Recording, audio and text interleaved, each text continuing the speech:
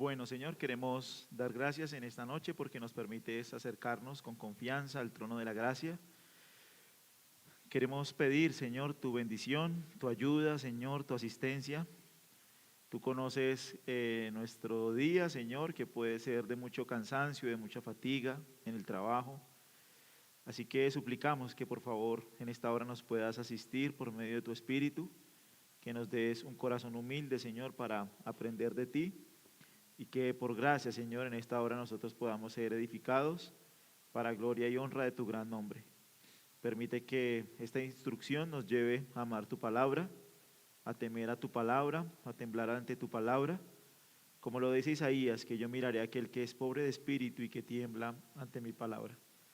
Así que suplicamos que pongas en nuestro corazón temor, reverencia, asombro, amor, Señor, por tu palabra y que dispongas nuestro corazón para crecer en el conocimiento de las Escrituras. Así que te damos gracias y te oramos en Cristo Jesús, Señor nuestro. Amén. Muy bien, ¿cómo están? Buenas noches. ¿Cómo les ha ido? Estamos viendo nosotros, ¿en qué estamos nosotros? No sé si recuerdan qué estamos viendo.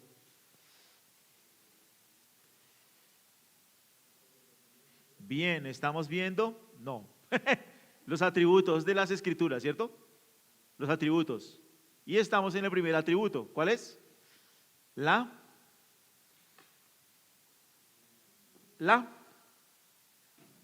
Bueno, muy bien, muy bien.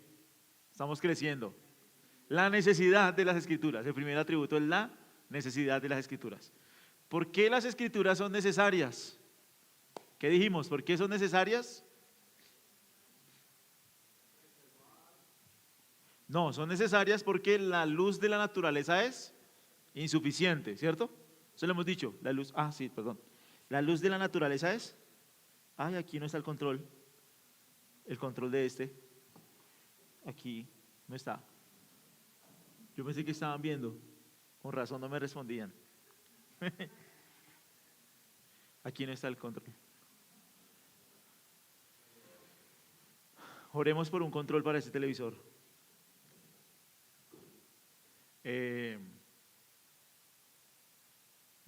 Bien, son necesarias, ¿cierto? ¿Por qué? Porque la revelación general nos salva. La gente no se salva con la luz de la naturaleza. Dios empezó a comunicar su palabra de manera verbal. Y Él mismo, como lo estuvimos viendo en varios pasajes, ha determinado que perdure de manera escrita. ¿Por qué es necesario de manera escrita? Bueno, cuando lo contrastamos con la tradición oral, dijimos la tradición oral es insuficiente, debido a la debilidad de la mente, a la naturaleza carnal, a los ataques del diablo. La mejor forma de preservar lo que Dios ha dicho, ¿cuál es? La forma escrita. Y vimos varios pasajes donde la Biblia apunta a dejar todo por escrito. Dejar algo por escrito es un fundamento objetivo. Es algo a lo que nosotros podemos acudir de manera objetiva, ¿sí es claro? Entonces por eso las Escrituras son necesarias, porque la luz de la naturaleza nos salva. Y estuvimos leyendo la confesión, ¿no? Estuvimos leyendo la confesión. No sé si tienen preguntas ahí, dudas, inquietudes, en lo que hemos visto. Entramos entonces en el tema de la preservación providencial del texto bíblico. Entonces, la inscripción inspirada implica necesariamente que Dios preserve providencialmente los manuscritos.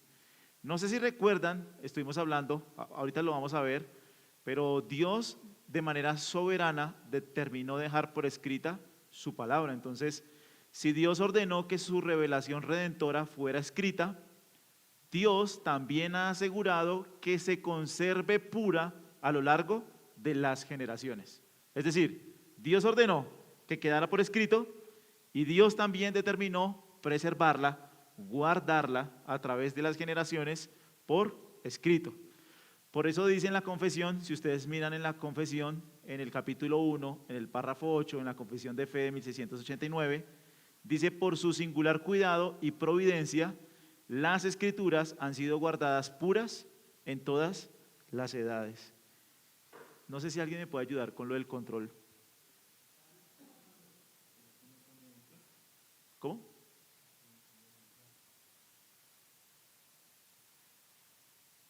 Ah, sí, ahí, donde decía entradas.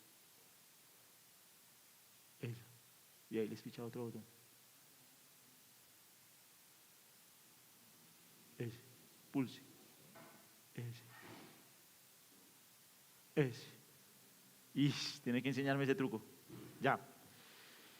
Miren, estamos aquí. La fidelidad de Dios garantiza que el medio de salvación permanezca intacto. Entonces Dios providencialmente obró para escribir un texto y Dios providencialmente va a hacer que ese texto permanezca y perdure por todas las edades. Vamos a ver que la evidencia histórica confirma la providencia divina guardando el texto bíblico. Y vamos a empezar con algunos puntos, ¿listo? Si ustedes van teniendo inquietudes, por favor, me dicen, ¿sí? Entonces, ¿qué es la doctrina de la preservación? ¿Qué es la doctrina de la preservación? Primero, no es una preservación milagrosa de los autógrafos originales. ¿Qué sería una preservación milagrosa? Que en todos los 6.000 manuscritos todos hayan quedado de la misma forma, ¿sí, claro? Que todos hayan quedado iguales. Eso sería una preservación mecánica y una preservación milagrosa. No sé si me están entendiendo. Digamos, el apóstol el apóstol Juan escribe Primera de Juan. ¿Qué sería una preservación milagrosa? No, que todos los escribas, de ahí en adelante, que copiaban ese texto, que hicieran igual, sin ningún error. Eso sería una preservación milagrosa y mecánica. ¿Sucedió así? ¿Las copias tienen errores? Claro, obvio. Vamos a ver qué tipo de errores. Esos errores no afectan la fidelidad del texto bíblico. Pero cuando Juan terminó su escrito y en las iglesias empezaron a transcribirlo, obviamente empezaron a surgir errores. Vamos a ver que son errores pequeños. No es una inspiración tampoco continua. ¿Qué implicaría? Infalibilidad de los copistas. ¿Qué significaría ahí eso? Infalibilidad de un copista, ¿cómo sería? Casi lo mismo, pero diferente. Aquí es donde reside, por así decirlo, la operación. En el que escribe. Entonces, que el que escribe también es infalible cuando está copiando. ¿Sí es claro? ¿Eso sucedió? No. Los dejo confundidos. No.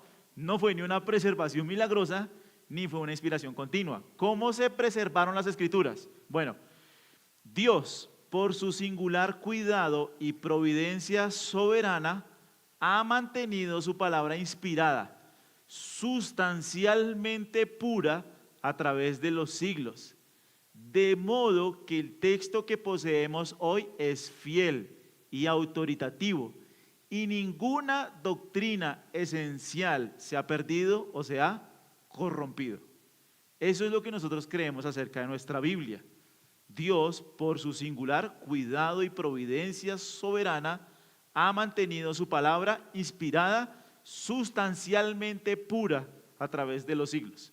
Entonces dice la Confesión Bautista, el Antiguo Testamento en hebreo y el Nuevo Testamento en griego, siendo inspirados inmediatamente por Dios y por su singular cuidado y providencia, conservados puros a través de los siglos, son por tanto auténticos.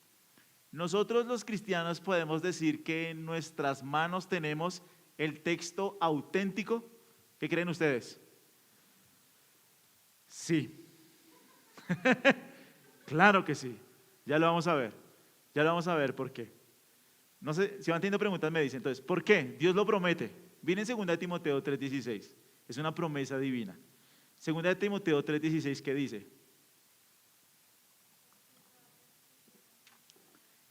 Miren, este versículo va a ser el más importante en nuestra defensa de la doctrina de las Escrituras. Porque hay una palabra que aparece que es inspirada. Vamos a ver que la palabra inspirada no es una buena traducción. La mejor traducción es exhalada por Dios. Así es la mejor traducción. Entonces vamos a ver que esta escritura es exhalada por Dios. Si Dios es verdad y Dios quiere que su palabra se conozca por los siglos de manera escrita, ¿tendría sentido que Él permitiera que se corrompiera? No. De hecho, miren, hay un testimonio, yo no lo anoté. No sé si ustedes recuerdan Jeremías. Jeremías está escribiendo. ¿Recuerdan dónde está escribiendo él? Él tiene un escriba que se llama Baruc. Baruc le está escribiendo. Y él dice, ve con este rollo a donde el rey. ¿Qué hace el rey? Lo quema. Después, cuando lo vuelven a escribir exactamente igual, pero que solo añaden el juicio contra el rey que quemó el rollo. Es decir, Dios en la Biblia garantiza que Él va a hacer que su palabra se preserve. Miren el Salmo 119, 89. Dice, para siempre, oh Jehová, permanece tu palabra en los cielos. Que Dios quiera comunicarse por escrito y que permita que el texto se corrompa, ¿qué sentido tiene? ¿Qué gracia tiene su revelación? Hagan de cuenta, yo voy a revelarme a ustedes por escrito, pero eso por escrito se va a corromper. ¿Qué sentido tiene?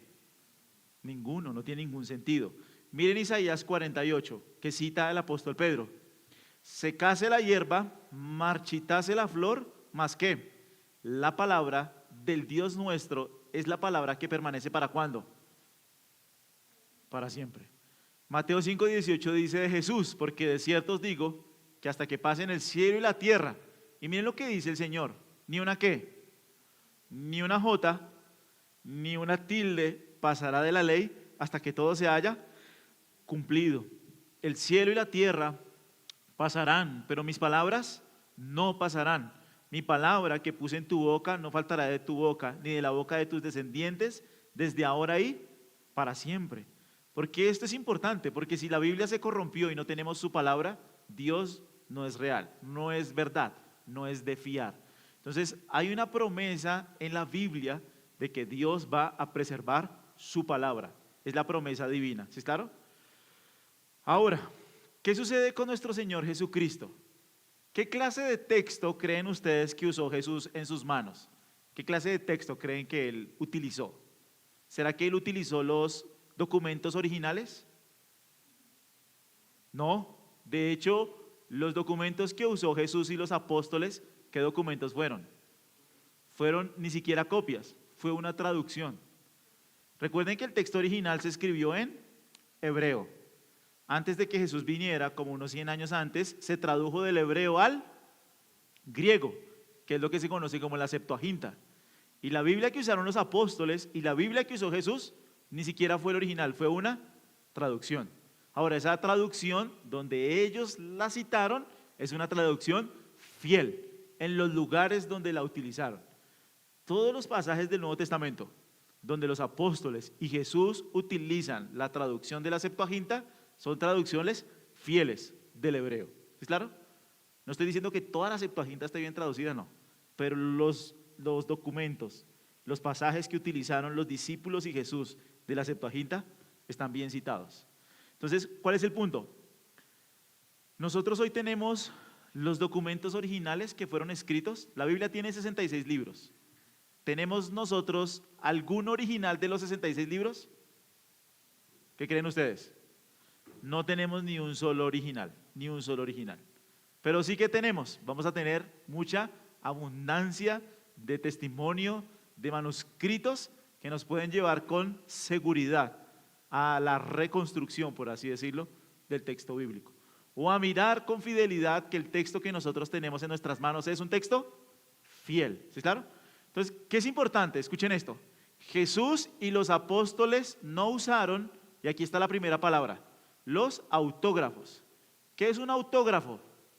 El que da James cuando sale del camerino. No, en nuestro estudio los autógrafos son los originales, Pero ya vamos a ver los títulos. Entonces, Jesús y los apóstoles no usaron los autógrafos. Ellos utilizaron copias, manuscritos del Antiguo Testamento. Sin embargo, aquí está lo interesante. Jesús trató estas copias preservadas como la escritura infalible. Por ejemplo, miren Juan 10:35 en sus Biblias.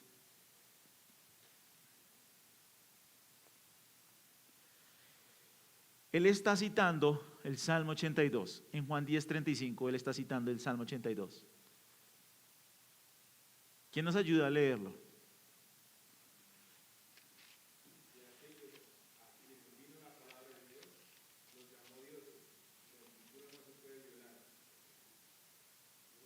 Sí, señor. Ah, no, ahí está bien. Ahí dice, la escritura, ¿qué pasa? No se puede En algunas traducciones dicen quebrantar, en algunas traducciones dice violar. Jesús está citando el Salmo 82 y está utilizando una traducción del Salmo 82. ¿Cómo la trató esa traducción que él tenía en sus manos? ¿Cómo? Escritura. La escritura no puede ser quebrantada. Lo mismo sucedió el Señor en Mateo 5, del 17 al 19. Él afirmó la autoridad de la ley y de los profetas que leía. Por ejemplo, el Señor en Lucas 24, 44 afirmó que era necesario que se cumpliese todo lo que está escrito de él en la ley de Moisés, en los profetas y en los salmos.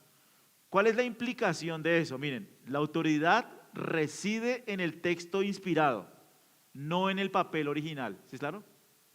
Lo que es autoritativo, ¿qué es? El contenido. No como tal, ¿qué? El papel. Lo que importa es lo que contiene, no tanto el papiro original, sino el documento, lo que está por dentro. ¿Sí es claro? Entonces la autoridad reside en el texto inspirado, no en el papel original. Jesús validó el texto providencialmente preservado. ¿Listo? Ahora, ¿el desafío cuál es? No tenemos los originales. ¿Cómo encontramos el texto original? Si no tenemos los originales, ¿cómo vamos a encontrar el texto original?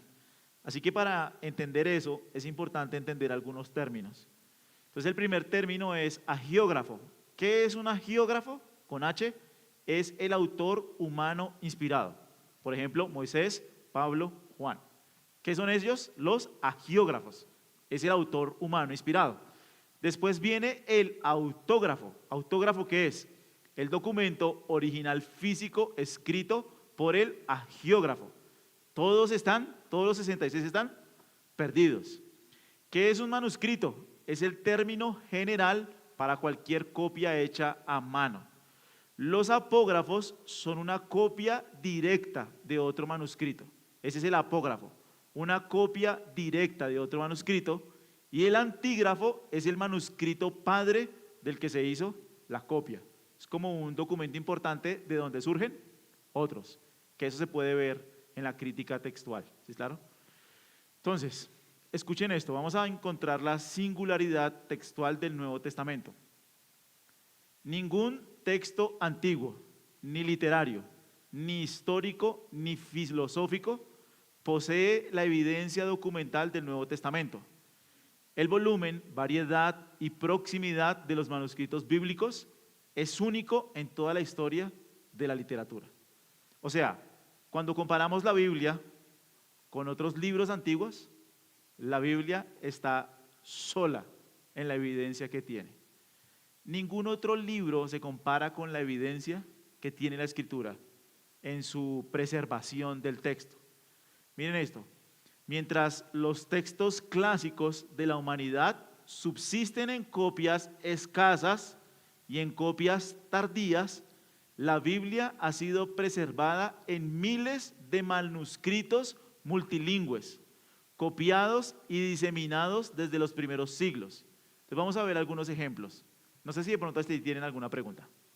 ¿Vamos bien ahí? ¿Sí? Bueno, miren el siguiente. Por ejemplo, la Ilíada de Homero. ¿Cuántos manuscritos tiene? Tiene 2000 manuscritos, más o menos. Pero el más cercano a la fecha, ¿saben de cuánto tiempo es? De 400 años. Entonces, es una distancia considerable, a pesar de que hay 2000 manuscritos. Por ejemplo, Heródoto y Tucídides, menos de 10 copias, con una brecha de 1300 años. Por ejemplo, de Platón hay 7 copias nomás de sus obras, 7 copias. Y el intervalo entre las obras de Platón y las copias son de 1200 años. De Aristóteles se tienen apenas 5 manuscritos, a 1400 años del original. El César, en comentarios sobre las Galias, tiene 10 manuscritos copiados 900 años después. Está Tácito, 2 manuscritos parciales, 1000 años posteriores al autógrafo. Josefo, copias medievales de más de 900 años después del original. El mismo Mahoma con el Corán. Los códices más antiguos son del siglo VIII, más de 150 años después de Mahoma, con variantes. sustanciales. ¿Cuál es el punto con estas cosas? Que cuando se comparan con el Nuevo Testamento está solo. Porque solo en griego, no es una traducción, solo en griego, hay 5.800 manuscritos.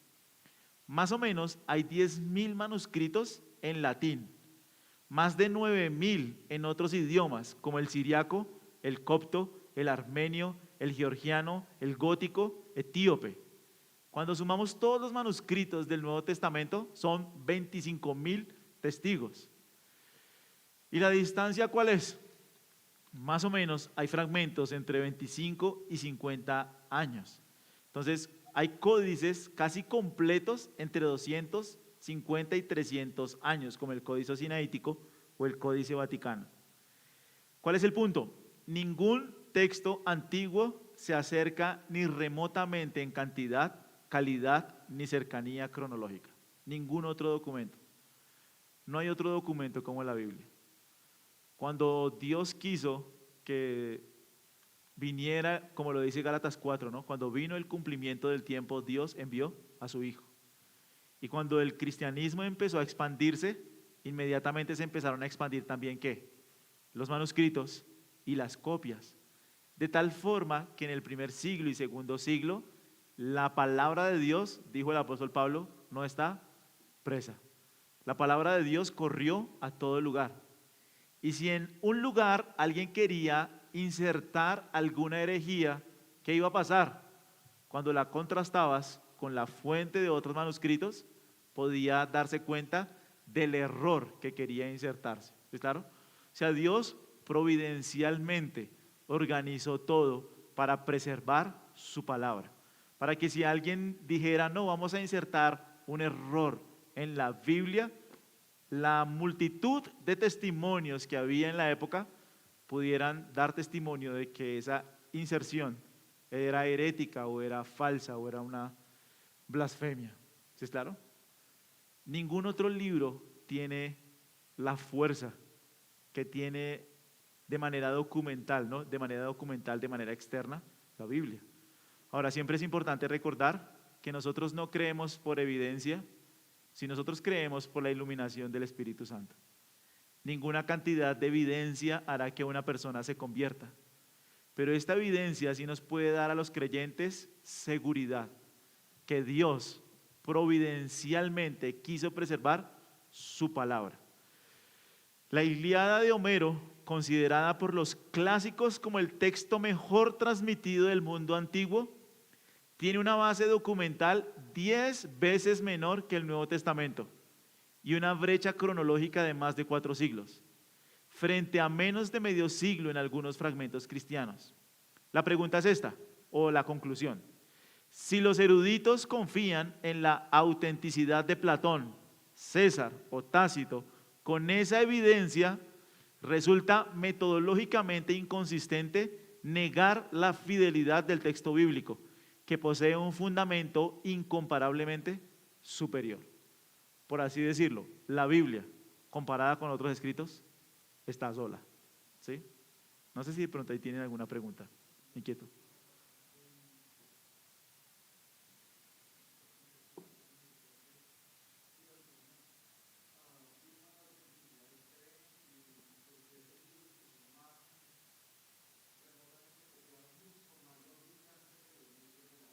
Sí. Es inconsistente del texto.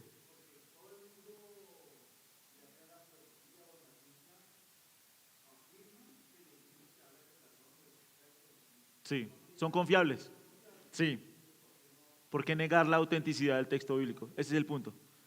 Y que con el mejor, o sea, si lo comparamos con el mejor preservado, que tiene 2.000 manuscritos, la Biblia es 10 veces superior.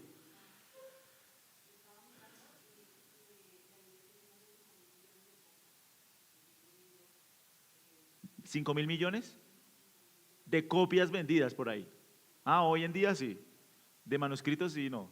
Pero de copias sí, sí. Impresas, sí. Obviamente es el libro más vendido, ¿no? Del mundo. Pero el asunto es ese. Nosotros podemos con certeza asegurar que tenemos en la mano lo que escribieron los apóstoles, lo que las iglesias recibieron cuando la palabra de Dios empezó a circular en las iglesias. O sea, nosotros realmente estamos leyendo la voz de Dios. Lo que los apóstoles recibieron, lo que las iglesias recibieron, perdón, de parte de los apóstoles, es lo que nosotros tenemos en nuestras manos, ¿sí? Deme un segundito acá. ¿Qué sucede con los testigos secundarios? Los testigos secundarios. Entonces, nos dicen que texto se usaba en diferentes regiones en una fecha temprana. Por ejemplo, la Vulgata Latina, que es una traducción al latín de Jerónimo, era el texto de la iglesia occidental. La Pechita Siriaca, que era en arameo, era el texto de la iglesia oriental. Ustedes saben que la iglesia se dividió en patriarcados. Entonces, la que usó la iglesia aquí en Occidente fue la Vulgata Latina, pero por ejemplo, la iglesia oriental utilizó la Pechita Siriaca, y hay algunas coptas en la iglesia copta, como la Sagídica y Bujairica, que es el texto de la iglesia en Egipto.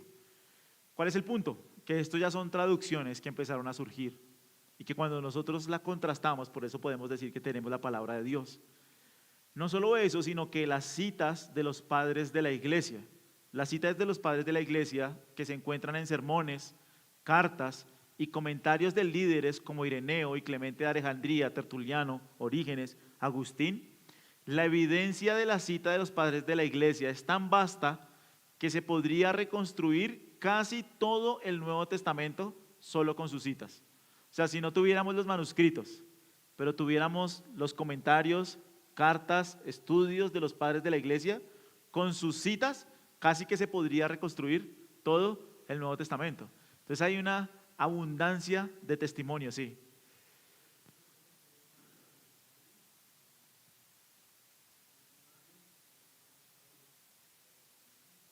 Sí. La verdad no tengo el término técnico. Esa palabra. Sí.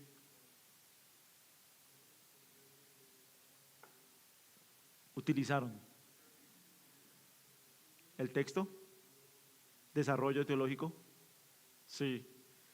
Sí, también cuando uno lee pues sus disertaciones contra las herejías, ahí uno empieza a encontrar ahí abundante testimonio escrito, sobre todo por ejemplo contra los arrianos, contra los docetistas, los gnósticos, como los padres apologistas empezaron a hacer uso del texto bíblico. El punto es ese, ¿no? Cuando se junta la evidencia de solo la cita de los padres de la iglesia, casi que se puede reconstruir todo el texto bíblico. Entonces, es impresionante la abundancia de testimonio que Dios dejó para preservar su palabra. ¿Sí, claro? Ahora, ¿qué pasa con el milagro, por así llamarlo milagro, de la fidelidad, que es el texto masotérico? Entonces, miren, el texto hebreo estándar preservado meticulosamente por los escribas masoretas. ¿Qué es un masoreta? Cuando uno va a Israel, en la región de Qumran, cuando uno llega a Qumran, es como en el desierto, es un lugar grande, a uno le hacen como un recorrido de cómo era la vida de ellos, y ellos eran como, llamarlos como los ascetas judíos, los que se apartaban, y básicamente su trabajo, ¿qué era? Transcribir el texto bíblico. Entonces era un poco interesante porque ellos tenían como, no eran como casas, sino que ellos tenían sus lugares. Por ejemplo, aquí era el comedor, aquí era el lugar donde bautizaban, aquí como que tenían muchos lugares comunitarios. Entonces, ¿ellos a qué se dedicaban? Se dedicaban 100% a transcribir el texto bíblico. ¿Qué pasa con los masoretas, que es del Antiguo Testamento? Ellos eran increíblemente escrupulosos. Ellos contaban letras y palabras. Entonces, cuando terminaban de transcribir todo, al finalizar el manuscrito, ponían el número de palabras y ponían el número de letras. Recuerdo un profesor que hizo un trabajo en una universidad, en un seminario. Él los puso en la clase a transcribir Primera de Juan. Puso como unos 3 capítulos. Cuando recopiló, ¿qué sucedió? Que todos tenían errores, porque no es un trabajo tan fácil. Realmente el masoreta se dedicaba y era muy meticuloso con cada palabra, con cada letra que escribía. ¿Qué pasa? Hasta 1947 la iglesia utilizó un texto hasta 1947. En 1947 encontraron con 1000 años anteriores al códice Leningrado, que era el que ellos utilizaban. Encontraron los rollos de Qumrán, que eran más o menos 200 años, más o menos, o 150 años antes de Cristo. ¿Sí, claro? ¿Qué sucede? El gran rollo de Isaías de Qumrán es virtualmente idéntico, más del 95% al rollo de Isaías en el códice de Leningrado. O sea, manuscritos que tienen 1000 años de distancia, encontraron unos anteriores y dijeron: aquí vamos a encontrar el error. Cuando miraron el rollo de Isaías, en el 95% era casi idéntico. Ya vamos a ver las diferencias de qué son. Aquí lo dice: las variantes son ortográficas menores. Por ejemplo, si yo escribo John y es con H, eso se cuenta como un error. ¿Pero qué clase de error es ese? Sí. Sí. ¿Qué impacto tiene en el texto? Ninguno. ¿Lo afecta en algo? No. Entonces, no hay ningún impacto doctrinal. ¿Cuál es la conclusión de esa transcripción? Prueba la asombrosa fidelidad de la tradición de los escribas judíos. La traducción griega del Antiguo Testamento, la que usaban los apóstoles, confirma el texto hebreo precristiano.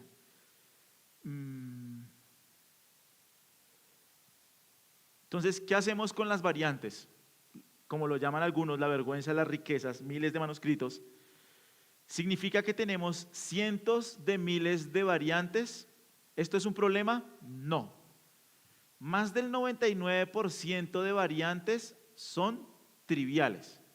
Entonces, por ejemplo, como lo decía ahorita Lorena, las diferencias que son errores de ortografía, como nombres propios o palabras con ortografía similar. Algunas variantes son de orden de palabras. Por ejemplo, era Cristo Jesús y escribieron Jesús Cristo.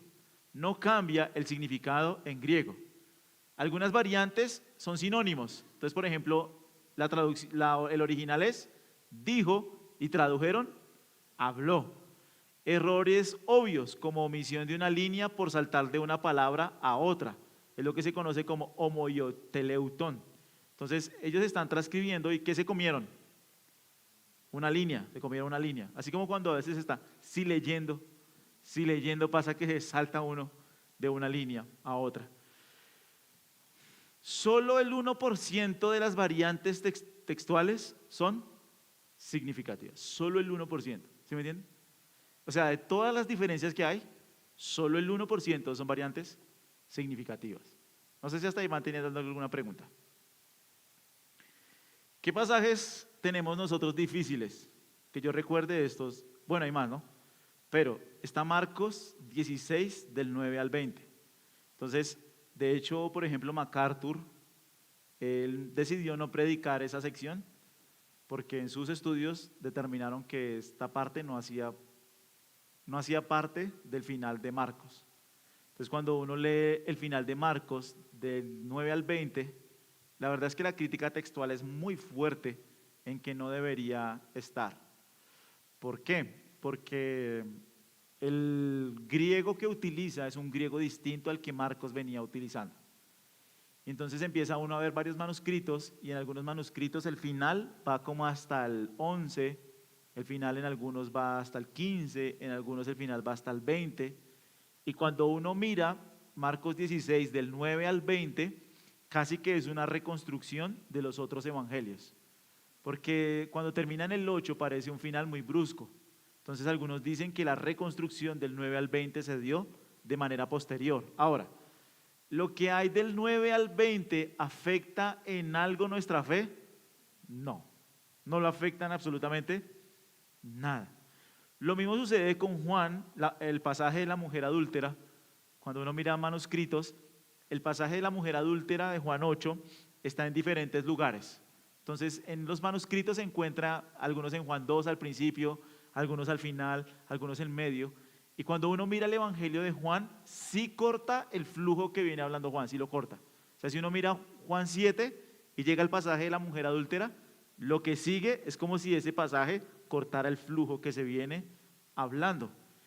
Y está la coma juanínica de Primera de Juan 5, del 7 al 8, que parece de manera muy fuerte que es una inserción al texto bíblico, porque habla de la Trinidad y el asunto es que los padres que defendieron la Trinidad nunca lo usaron.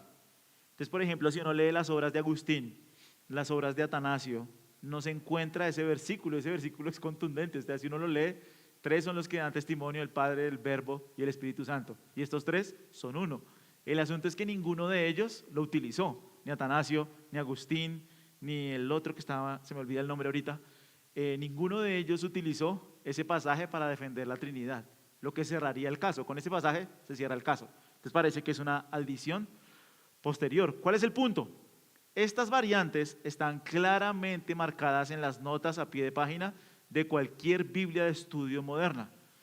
Ninguna doctrina fundamental del cristianismo, la deidad de Cristo, la Trinidad, la salvación por gracia mediante la fe, la resurrección, dependen única o principalmente de uno de estos pasajes en disputa. O sea, ninguno de estos pasajes en disputa le quita o le añade a nuestra fe. Más bien, nosotros tenemos con claridad dónde están las diferencias, dónde están las variantes, dónde están las posibles diferencias en el texto, pero es menos del 1% de todas las variantes que existen con la abundante cantidad de testimonio que nosotros tenemos. ¿Esto le pone duda al texto bíblico? De ninguna manera, 0%.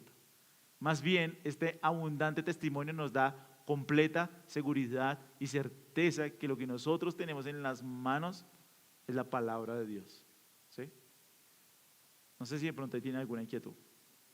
Sí.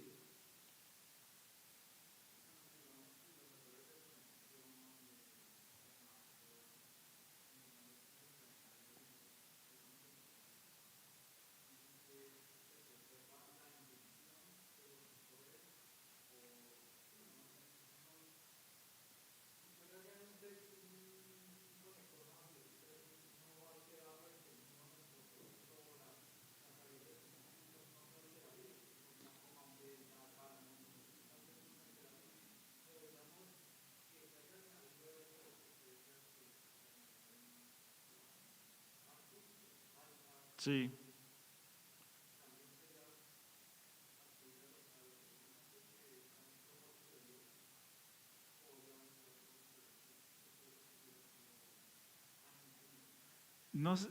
Digamos que Dios obviamente en su soberanía lo permitió, pero el asunto es que nosotros hoy tenemos como cotejar esas diferencias. ¿Es claro? O sea, hoy se puede cotejar que allí hay una diferencia y que ese pasaje, esos versículos que están allí, se encuentran en los otros 3 evangelios. O sea, en realidad, si alguien lo puso, está añadiendo lo que se encuentra en los otros 3 evangelios. También es cierto que hay algunos padres de la iglesia que parecen citarlo de manera precisa. Entonces, ¿cuál sería tu pregunta ahí?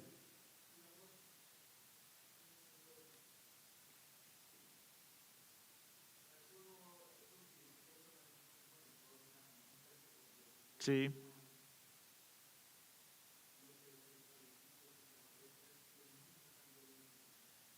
No cambia el corpus de fe, no cambia el credo, no cambia lo que nosotros creemos, o sea, no toca absolutamente nada.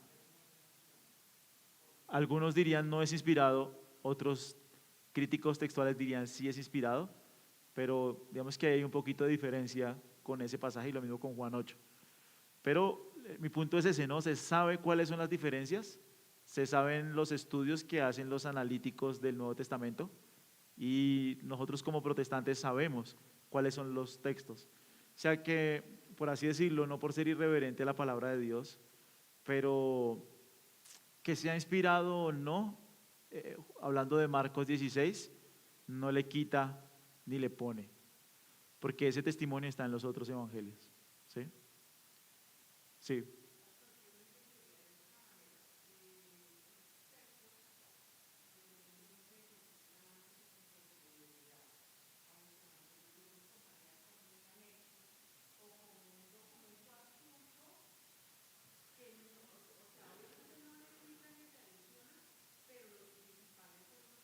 Sí. El debate dentro del protestantismo no es ese, ¿no?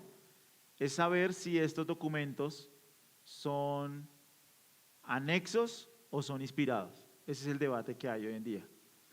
Por ejemplo, el de Juan sí apunta más a ser un anexo. ¿Qué es lo que sucedía? Las personas recibían su manuscrito y algunos ponen copias. De hecho, eso fue lo que pasó en la iglesia de Roma con lo que se llamó la glosa ordinaria.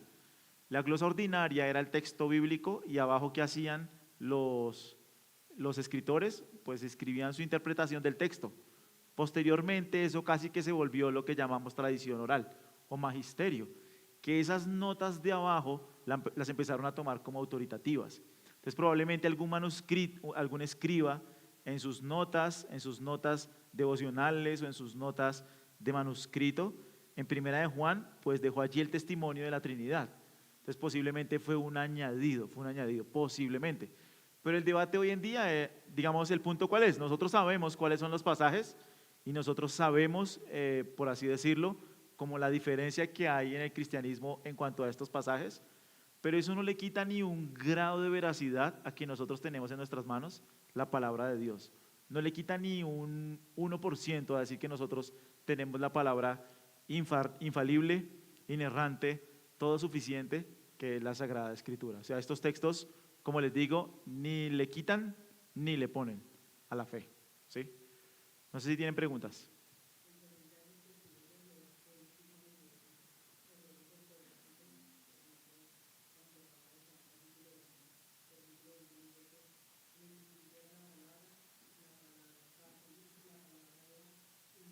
Un Dios.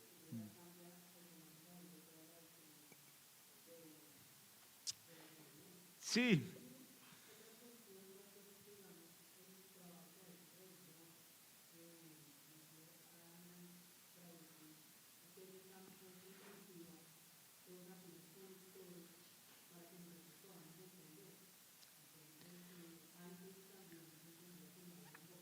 sí.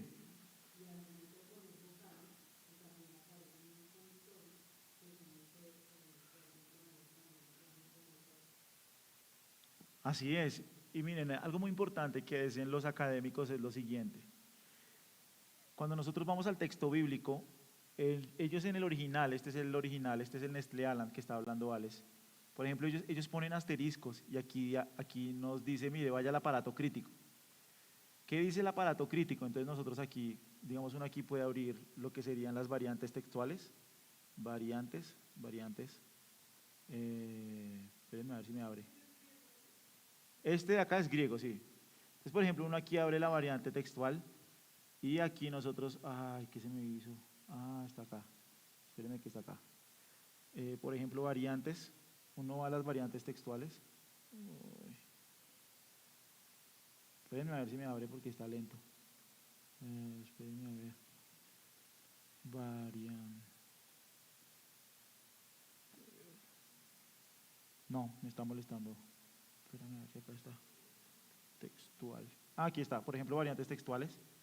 Yo voy a Primera de Juan 5 y aquí me sale, por ejemplo, el aparato crítico del griego. Entonces aquí me dicen qué manuscritos se empiezan a usar. Eso lo hacen los académicos, ¿sí? Entonces aquí empieza a decir qué manuscrito usa. Digamos, aquí ¿cómo se llama? La de Westcott utiliza esta palabra. La Nestlé Aland 28 utiliza esta palabra y la Nestlé Aland 27 utiliza esta palabra. Si ustedes se dan cuenta, aquí hay una E. Entonces, ¿qué hace el manuscrito? El académico va y mira cuáles son los manuscritos que están utilizando y cuál es la decisión textual que se toma para traducir algún pasaje de la Biblia. Entonces, también aquí uno, por ejemplo, puede ir espérenme a ver si lo veo por acá. Bueno, aquí hay algunos ejemplos de manuscritos, pero no está lo que quería mostrar. Aquí está. No, este no es. Se los debo. Pero básicamente uno va y mira y cómo ellos deciden, por ejemplo en Primera de Juan 5, por qué ellos deciden no ponerlo, no traerlo, por qué no lo ponen allí en el griego. Ah, aquí está, es este, por ejemplo, este. Por ejemplo, acá, entonces digamos uno coge el 5, 7 y 8, uno lo coge acá y le da traducir, es un ejemplo. Ah, espérenme a ver aquí, traducir, ¿dónde es que se traduce? Ah, aquí, ya está traduciendo. Entonces aquí uno traduce y uno puede mirar cuál es la decisión que ellos toman. Por ejemplo, aquí en este pasaje dice, una lectura variante de este pasaje, testigos en el cielo, el Padre, la palabra, el Espíritu Santo, y estos tres son uno. Y hay tres testigos en la tierra, el Espíritu, el agua y la sangre. Aunque esta lectura más larga, y aquí dicen en qué manuscrito está, en qué texto, en el Textus Receptus, y por lo tanto se traduce en la AB, este pasaje está ausente en casi todos los manuscritos griegos, en todas las versiones antiguas excepto la latina, y no es citada por ninguno de los padres de la iglesia griega. Es muy poco probable que estas palabras, a menudo dominadas la coma juanina, se hayan omitido accidentalmente o deliberadamente si hubieran sido originales. Painter dice, expresa la opinión común de que la presencia y la historia de la edición son más importantes para la historia de la teología que para la interpretación del texto en Primera de Juan, y sugiere que las exigencias de la controversia trinitaria fueron la fuerza impulsora de su creación. ¿Cuál es el punto? Que uno puede ir al aparato, al original, que es este, es el de Nestlé Aland, y ellos allí ponen las diferencias, qué es lo que está sucediendo, qué diferencia textual están manejando, y uno puede ir a revisarla en el aparato crítico. Por ejemplo, aquí uno va al aparato crítico de Nestlé Aland, y uno aquí empieza a mirar qué traducciones ponen ellos, y aquí ponen los manuscritos. Entonces, por ejemplo, aquí ponen un manuscrito, aquí ponen que está en otro manuscrito, aquí ponen los diferentes manuscritos que hay, y el académico, la persona, puede ir a mirar qué clase de manuscrito están utilizando para tomar una decisión. ¿Cuál es el punto? Que el texto que nosotros tenemos es muy rico, es muy rico. ¿Es claro? Nosotros tenemos la palabra del Dios vivo, la palabra que permanece para siempre. No sé si tiene alguna inquietud ahí, duda.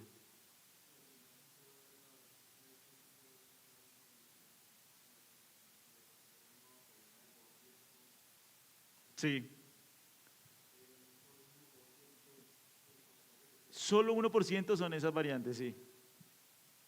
Así es. Preguntas, dudas, inquietudes. Por ejemplo, Primera de Samuel 13, se sabe que hay una palabra que falta ahí. Primera de Samuel 13:1. Todos los académicos están de acuerdo en que ahí falta una palabra que no se sabe cómo traducir. Ahora, ¿eso no afecta en nada la doctrina, en nada el texto, en nada la intención del autor? ¿Sí? ¿Les parece si descansamos 5 minutos? A ver. Bueno, un poco de principios antes de ir al descanso. Uy, ya son las 8:10. La crítica textual es la disciplina académica que usa la evidencia para reconstruir el autógrafo. Ahora, ¿qué principios usa? Evidencia externa, antigüedad. Primero, antigüedad. Se prefiere la lectura de los manuscritos más antiguos, que son, por ejemplo, los papiros. Los papiros. Si alguien necesita un libro de esto, les puedo recomendar libros. Y como lo vamos a ver más adelante en cómo se formó el canon, Michael Kruger, me impresionó mucho Michael Kruger en 2 de Timoteo 4, cuando Pablo le dice a Timoteo que le traiga los libros, miren cómo lo dice 2 de Timoteo 4.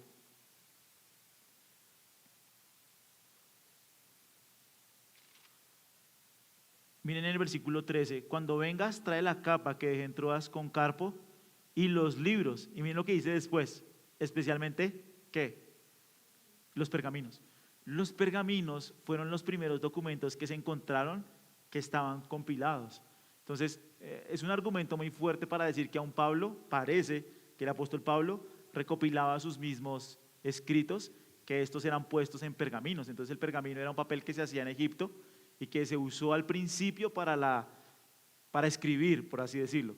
Después vinieron los unciales, que eran como oveja, como piel que se utilizaba para escribir. Entonces, cuando se trata de qué manuscrito elegimos, bueno, se trata casi siempre en preferencia a la antigüedad.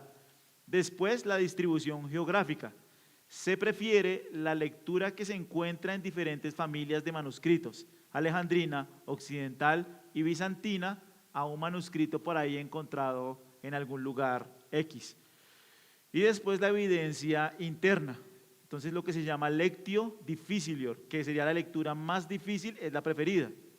Es más probable que un escriba simplifique un pasaje teológicamente difícil a que complique uno fácil. O sea, se prefiere el que está más difícil. O sea, entre la evidencia textual, como que da más peso el que está más difícil. La lectio brevior, la lectura más corta es la preferida. Es más probable que un escriba añada una nota explicativa, como primera de Juan, glosa, a que quite texto intencionalmente. Consistencia del autor. Se prefiere la lectura que mejor se ajuste al estilo, vocabulario y teología del hagiógrafo, que es la persona, Pablo, Juan, etcétera. ¿Listo? Conclusión. Nuestra confianza en la preservación del texto bíblico se basa en dos pilares inamovibles. La promesa de Dios. Confiamos en el carácter de Dios. El Dios que inspiró su palabra es fiel y soberano para preservarla para su pueblo. Isaías 48 dice, mas la palabra del Dios nuestro permanece para siempre. Primera Timoteo 3:15 dice que la iglesia ha sido usada como columna y baluarte de la verdad. Y la confianza histórica. Confiamos en el método de Dios. La abrumadora evidencia de manuscrito y la ciencia de la crítica textual demuestran que el texto que tenemos hoy es el mismo texto de la iglesia primitiva. Bruce Metzger dice lo siguiente: el resultado de la aplicación de estos cánones es que el texto del Nuevo Testamento es notablemente estable. Y como lo dice Frederick Kenyon, el cristiano puede tomar la Biblia en su mano y decir sin temor ni vacilación que sostiene la verdadera palabra de Dios transmitida sin pérdida esencial de generación en generación a través de los siglos.